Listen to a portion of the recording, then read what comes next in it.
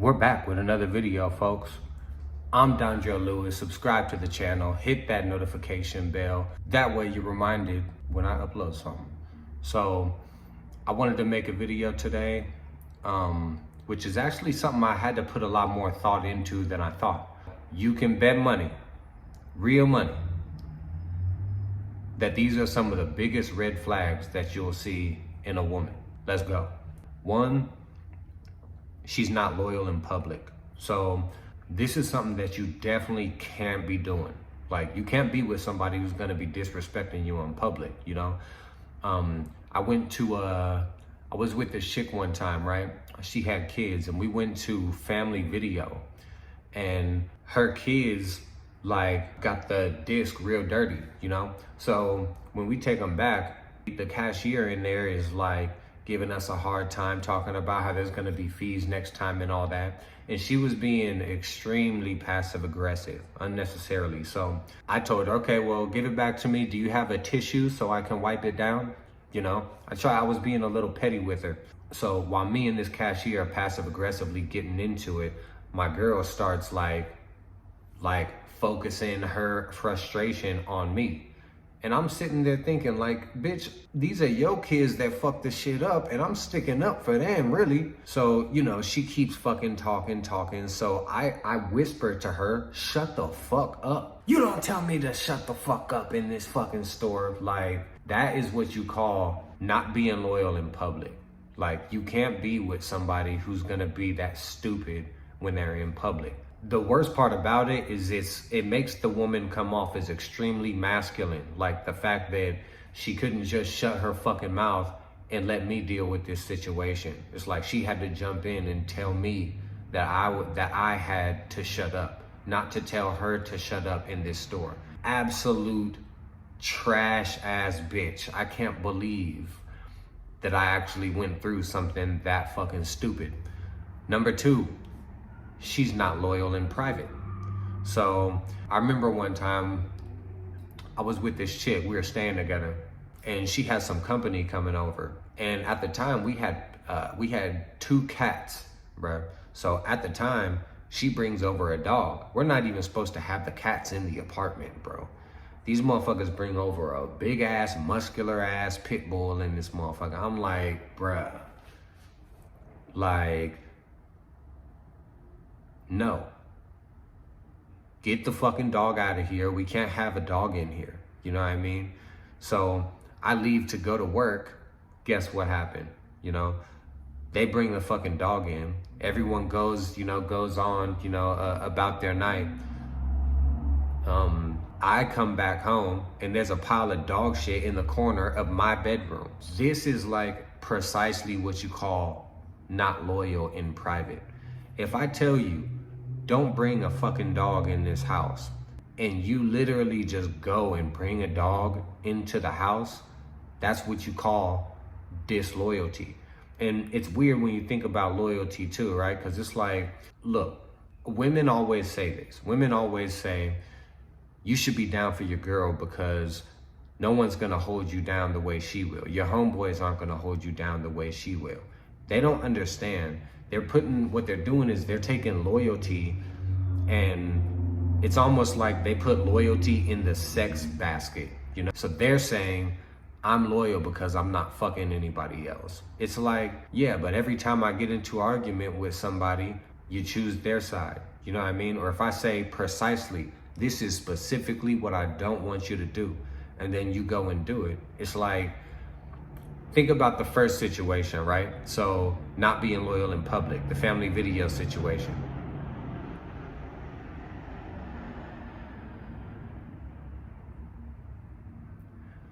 Okay, so a situation like that would never happen if I was just with one of my partners. Like, nigga, if we walked in family video to return some shit, like me and my homie would never have ended up arguing over something like that. You feel me?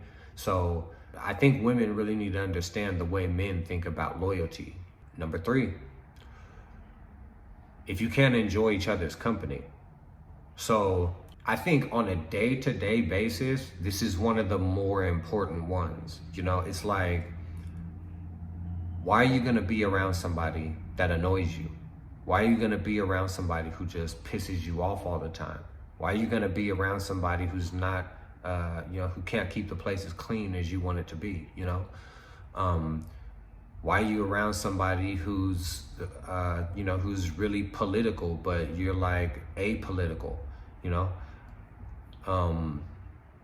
It's like you need to be around somebody whose company you can actually enjoy, Me, for instance, it's like doing music is something I like doing, right? So it's like, look, if you can't smoke some weed and kick it in a room and listen to music for 4, 5, 6 hours at a time or more, we're not gonna enjoy each other's company, And it's also weird making music because, it's not like you're watching somebody do magic tricks or anything, It's like, it's a slow process, Like you could end up, spending 30 minutes, 40 minutes just listening to claps and hi-hats, no melodies, you know what I mean?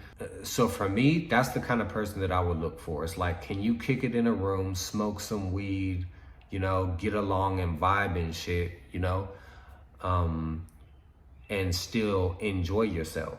A lot of people can't. A lot of people would look at something like that and they'd be like, you know what? This guy is just really fucking boring. I mean, all he does is just smoke and he just sits there listening to music, So you have to kind of be on the same wavelength with the person that you're with. If you're a super loud person, the other person is a super quiet person. If you're the quiet person, because you got to think, if you're loud, you don't really give a fuck that somebody else is quiet. It's like you're loud, you don't really care, right?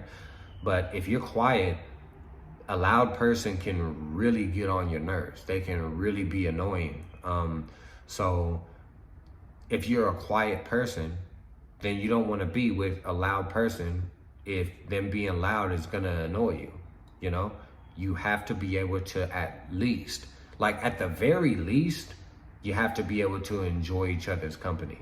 That's like even with friends that you keep distant, It's like if you have distant friends, you guys can still come around each other and enjoy each other's company. So at minimum, like it's not just relationships. You're not going to get along with anybody if you can't enjoy their company. Number 4, which kind of piggybacks off number 3 a little bit. If she takes your pet peeves lightly. If someone's going to take your pet peeves lightly, it's weird, right? Because it's almost like a step below not being able to enjoy each other's company. It's like if you take my pet peeves lightly, not only am I not enjoying your company, but it's like you're taking something that matters to me and brushing it off like as if it doesn't matter. It's like, it's weird when you think about pet peeves because a lot of the times they're actually pretty easy to get around. Think about it, it's like, let's say you have a pet peeve that you don't like when people leave peanut butter in the fridge, which you shouldn't do, just a stupid thing to do, But you're with somebody who's always leaving the peanut butter in the fridge. It's like, I've told you that specific thing gets to me, okay? How hard would it be to, instead of put it in the fridge, just put it up in the cabinet? It's such an easy fix, but people will go out their way to take your pet peeves lightly. It's like, I don't like the blinds open during this time. You come home around that time and the blinds are open. Stuff like that. Don't take that stuff lightly, Like if you're trying to be with somebody, you have to think about the things they don't like instead of thinking about the things you do like, Number 5, and shit gets real here. If she doesn't take your side against her own parents, if it comes to that. So think about this, right? You're sitting at dinner, you, your girlfriend, and both of her parents. So let's say her mom says something disrespectful to you. You say something back disrespectful to her. And then your girl jumps in and snaps on you because of the way you're talking to her mom. This is precisely the kind of woman that you should not marry. You should not wed. You should not court. You should not eye. Okay, this bitch is better off hanging from a tree. So think about the dynamic at that dinner table. So if you disrespect her mom first off, her dad is gonna step in and he's gonna step to you. He's gonna tell you about that. So if your mom disrespects you, you would want me to step to him. Or you would want me to step to your mom or to step to your dad and tell them, hey, you don't talk to her like that, all right? That's my girl. You don't talk to her like that. That's what you would actually want, you know? But so like I was saying, if I disrespect your mom first off, that's the energy that your dad is gonna be bringing me. So if I'm disrespected, I want that same energy. Like, just because they're your parents don't mean that I need to tolerate the disrespect. Because here's the thing. When you get to the stage where you start to meet a girl's parents, you need to make it clear in your mannerisms first off, that you're not their son. You're dating their daughter, okay? Or married to their daughter, but you're not their fucking son, all right? They need to watch how they talk to you, right? Don't let a girl's parents disrespect you as if you're one of their kids, you know, or something like that, you know? Demand respect for you and your girl, even if it's from her own parents. Number 6, and this is one that I haven't actually heard yet. If she doesn't help you with your biggest problems. Let's say a guy's going to work and he loses his job. His girl should be on the fucking laptop, putting in applications for him. That's his biggest problem, okay? Help him with it, okay? We have like this thing where we basically tell guys to be stoic, which is like this backdoor way of telling them to go fuck themselves, you know, and to just deal with it, grind it out, try to work through their problems, you know. But it's like, while guys are doing this, most of the time they're doing it alone, you know. So let's say you go to work, right? You're using some equipment and it knocks your teeth out. You don't have health insurance, you know. It's like you have a new biggest problem, and you know, picture being left with that problem where you have somebody that you're with, you have this lifelong person you're supposed to be with, and you have this biggest problem, you know? This is a perfect way to become resentful and to become non-appreciative of the good things that person did for you in the past, which is gonna affect the good things they do for you in the future. And it's only a matter of time before you start seeing attitudes come into the picture because of those things. And honestly, when you hook up with these chicks, they need to know what the deal is. Like, they need to understand, like, look, if I go through something and you're not gonna help me, then you can go fuck yourself. Like, that's the attitude that these guys should have. It's like, let's say you park in a parking space, you go into a store, you come out and your car is towed. You know, it's like, is this bitch gonna come and pick you up and help you go get your car back? You feel me? Or do you have to do it all on your own? And picture that, if you gotta do it on your own, why are you even with this chick? I mean, and this stuff goes the same way, folks. Like, if you're a chick, your car gets towed, you call this dude, but he don't want to come pick you up. What does that tell you? So make sure that whoever you're with is going to or is helping you with your biggest problems. Number 7, if she knows that you know something better, but she still won't listen to your input. So I remember one time I had caught it wasn't a flat tire. So I went to work one time, right? And my chick took the car. So she comes to pick me up and the fucking tank is on E. I'm thinking, bitch, you have like thousands of dollars in your account. Like, why the fuck did you not put any gas in the car? So she comes to pick me up at work. I jump in the driver's seat, crank the car up, that motherfucker's dead. Man, I go to the gas station, fill up my gas tank, go way the fuck back over to where the car is at. And so I open the door, open the gas cap, fill it up, turn the key, and it still won't start. I'm like, fuck, man. Like, what the fuck done went wrong with this fucking car now, man? We're sitting in this fucking car that won't start. She knows that we're fucked because she didn't put any fucking gas in it. So I'm like, okay, like, fuck it. Like, it ain't gonna do us no good to sit here and just, for me to sit here and just blame her for this shit. You feel me? Like, we need to get this motherfucker going. So I tell her, we have insurance. Call fucking insurance and they'll come give us a jump and we'll be good.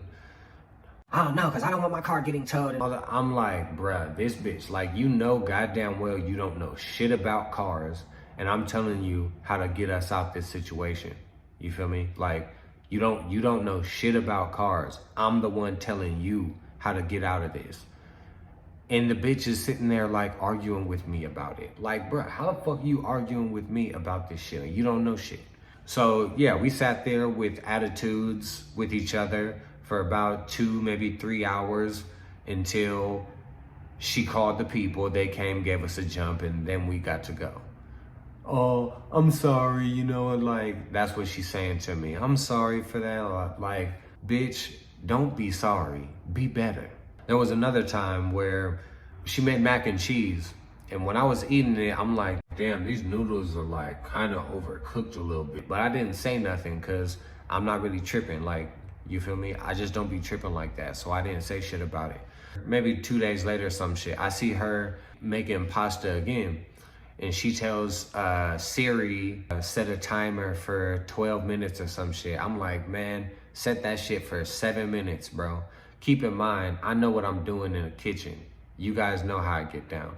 So she's like, well, I put it on 12 minutes last time. In my head, I'm thinking, bruh, that shit was overcooked last time. Like, I should have said something about that shit. You feel me? But yeah, so it's stuff like that. It's like, listen to me if I'm the one who knows what the fuck I'm talking about. You know goddamn well I'm the motherfucking chef in the house. You know? Like, when it comes to the food, okay, I'm the authority when it comes to the food in my house. So if she knows that you know better, but she still won't listen to your input, cut that bitch off. Number 8, if the rules of the house leave every time you leave. So the story I was telling about, don't bring no dog in my house. I come home and there's shit in my bedroom in the corner, like a pile of shit, bro. That kind of ties into this, you know? It's like, if the rules of the house leave every time you leave, you don't have a relationship, okay? You have a you getting fucked session. That's what's going on in that motherfucker.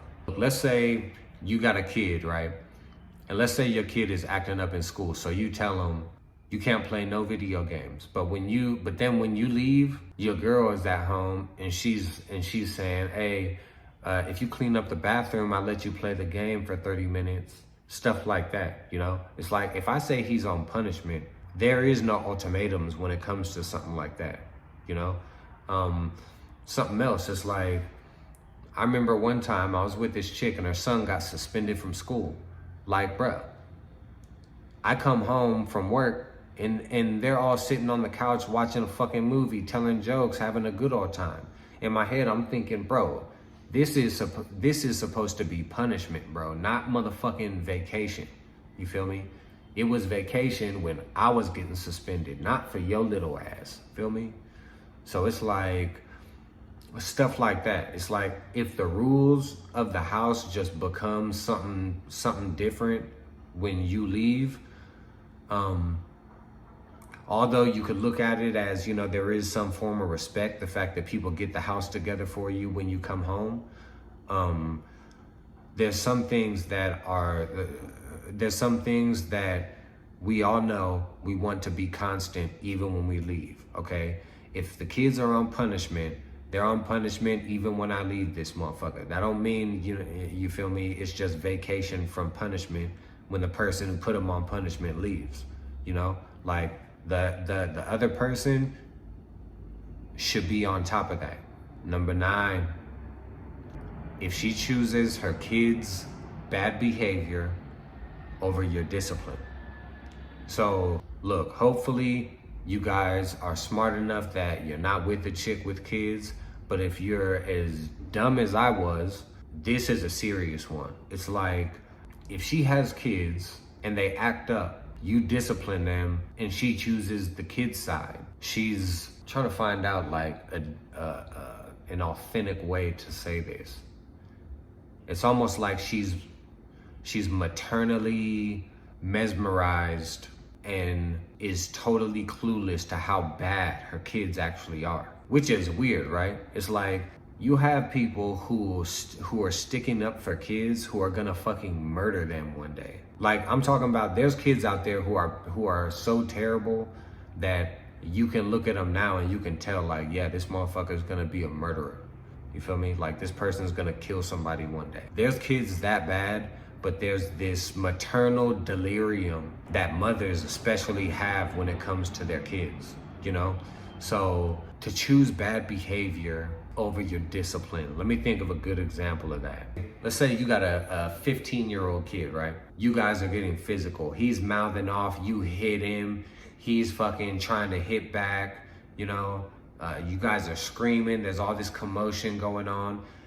You come out the room and you shut all that shit down. You tell him, look, you ever put your fucking hands on her, I'll fuck you up. And she turns on you. No, you're not gonna do anything to him. That kind of shit, which kind of brings all of this all together, you know? It's like, if she's gonna choose bad behavior over your discipline, she's telling you, look, I'm dysfunctional and I'm not gonna let you fix any bit of it. That's what she's telling you. So just understand, like, logically, the dysfunction can only increase with a person like that. If you're trying to get things together, you know, if you're trying to have, you know, clarity in your household, you're trying to have peace in there, all that stuff only dissolves when it comes to this one.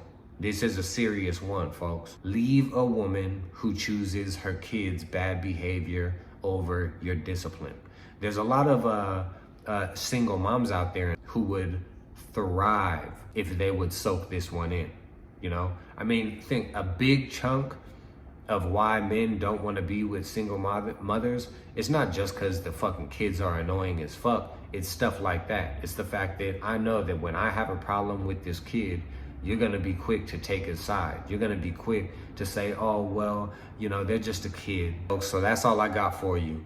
This was an in-depth look at 9 reasons to leave your girlfriend or wife. Like, comment, subscribe, hit the notification bell so you get notified when I upload new videos. Follow me on IG and stay tuned, folks. I got a lot of videos coming. I got some good stuff in the works for you guys. Stay tuned.